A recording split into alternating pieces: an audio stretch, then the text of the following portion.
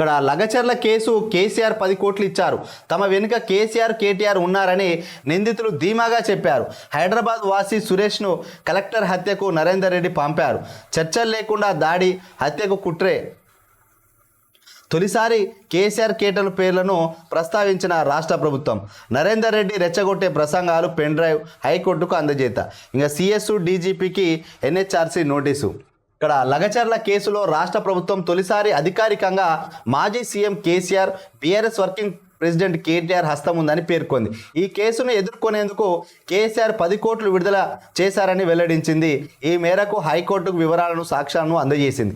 Kodangal court జారీ చేసిన remand ఆదేశాలను కొట్టివేయాలంటూ లగచర్ల కేసులో A1గా ఉన్న పట్నం నరేందర్ రెడ్డి దాఖలు చేసిన క్వాష్ పిటిషన్పై జస్టిస్ కె లక్ష్మణ్ ధర్మాసనం గురువారం విచారణ కొనసాగించింది. ఈ సందర్భంగా రాష్ట్ర ప్రభుత్వం ఈ విధంగా మొత్తానికైతే లగచర్ల వాళ్ళను దాడి చేయమని చెప్పి, కలెక్టర్ను కుట్రపూరితంగా హత్య చేయమని చెప్పి కేసీఆర్ కేటీఆర్ 10 కోట్లు అక్కడున్న వాళ్ళకి ఇచ్చినట. సో ఆ డబ్బులకు ఆశపడే వాళ్ళు ఈ విధంగా దాడి చేసినట్టుగా ఇట్లా రాష్ట్ర ప్రభుత్వం చెప్తుంది.